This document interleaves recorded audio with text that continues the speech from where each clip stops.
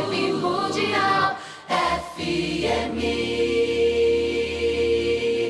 Hoje nós vamos falar sobre os segredos cabalísticos da presença árabe na terra de Israel. Mas antes de darmos a sequência, vamos pedir para o nosso amigo Yaakov para anunciar os números telefônicos da rádio. Os números do ouvinte da rádio Vibe Mundial são 31710221, 31710221, 3262-4490, 3262-4490. Quando Abraham e Sará, o primeiro casal judaico do mundo, foi convocado pelo Divino para se dirigirem para a terra prometida, a terra de Israel, esse casal ainda não tinha sido abençoado com filhos. Era o que eles mais queriam. Então, para que Abraham tivesse o seu filho com a Sará, houve uma fase intermediária, onde a Sará, inspirada por Deus, sugeriu que Abraham tivesse um filho com a sua serva Hagar. A serva Hagar era ninguém mais, ninguém menos do que a filha do faraó do Egito, da época. Quando esse casal passou pelo Egito e o líder egípcio viu quem era esse casal, rodeado por milagres, fenômenos sobrenaturais e extraordinários, ele concluiu o seguinte: é preferível a minha filha ser serva estagiária deles do que ser princesa aqui no próprio palácio. Sará sugeriu que a Hagar tivesse um filho com Abraham e por meio desse mérito, esse desprendimento da primeira judia de ajudar na educação daquele filho que não é o seu filho biológico e sim de sua serva, Deus revelaria a sua misericórdia, também fazendo com que a Sará tivesse o seu próprio filho. Essa é a primeira linha de raciocínio, mas tem mais um segredo por trás desse episódio e dessa iniciativa. Antes de surgir o Yitzhak, que era uma fonte enorme de luz, bênção, espiritualidade e revelação de Deus, teria que surgir um estágio intermediário, com menos luz, com menos inspiração, com menos espiritualidade. Um estágio que viria contrastar depois com o surgimento do próprio Yitzhak, filho de Abraham e Sará.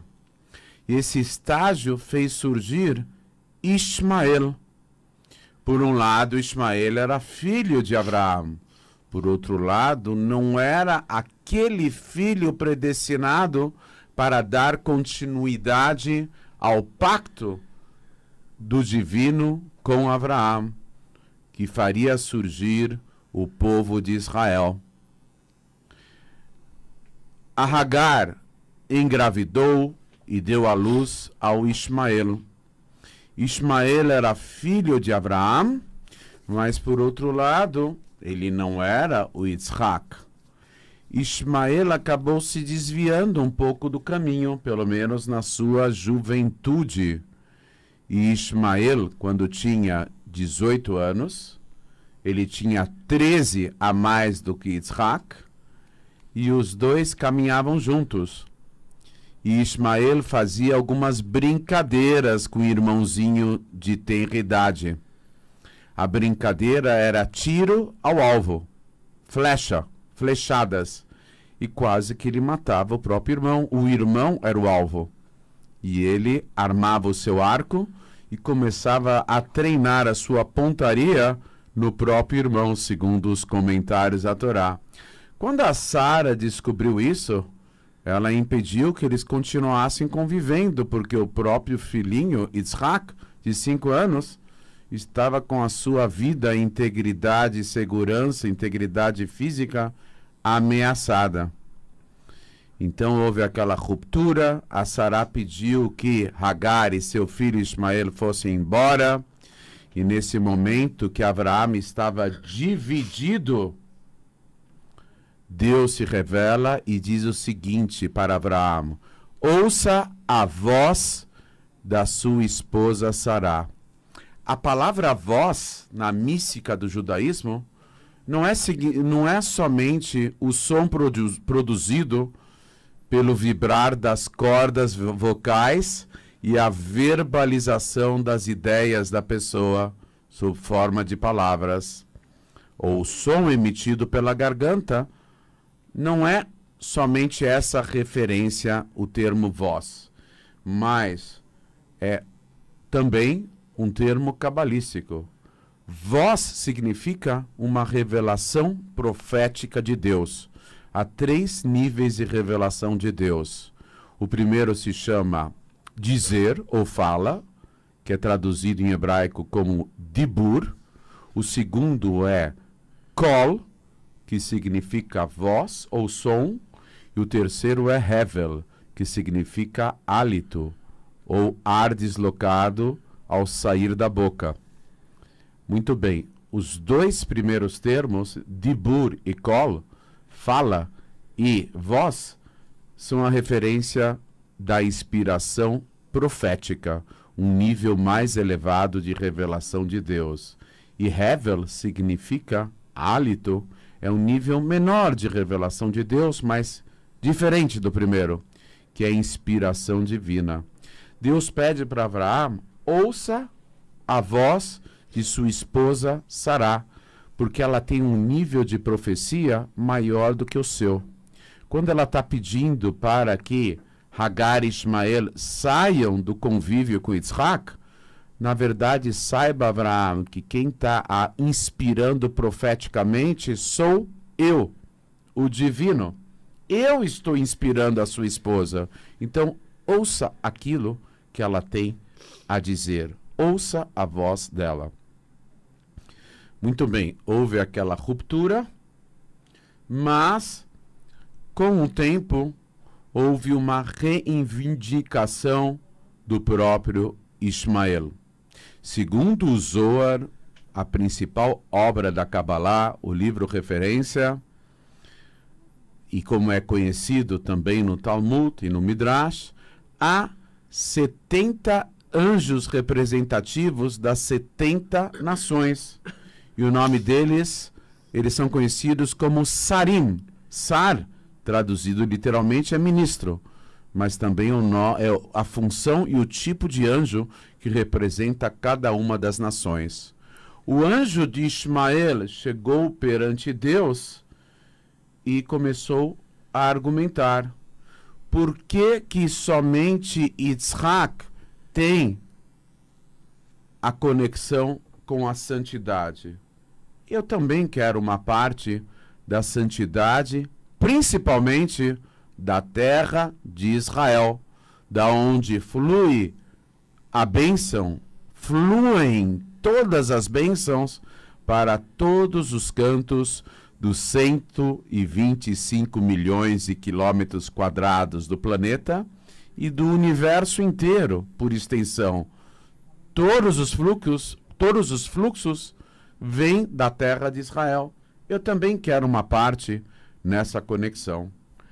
E o anjo representativo de Ismael, que faria surgir os ismaelitas,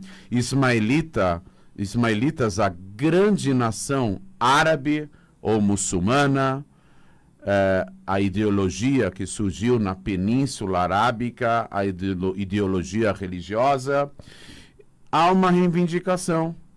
Aí vem a contra-argumentação no mundo espiritual e fala, mas Yitzhak era filho primogênito de Abraão, da Sará, o primeiro filho da Sará.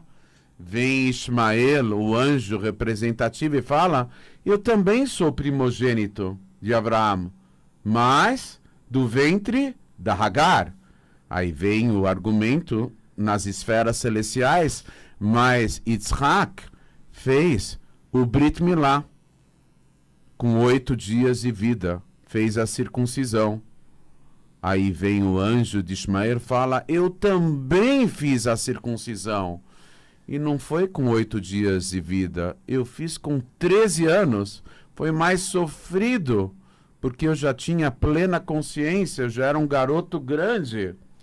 E começou o maior rebuliço nos mundos espirituais, porque os argumentos de Ismael eram muito fortes. Então foi decidido nas alturas, comenta o Zohar, revela-nos o Zohar, que para cada ano da idade de Ismael, com a qual ele fez a circuncisão,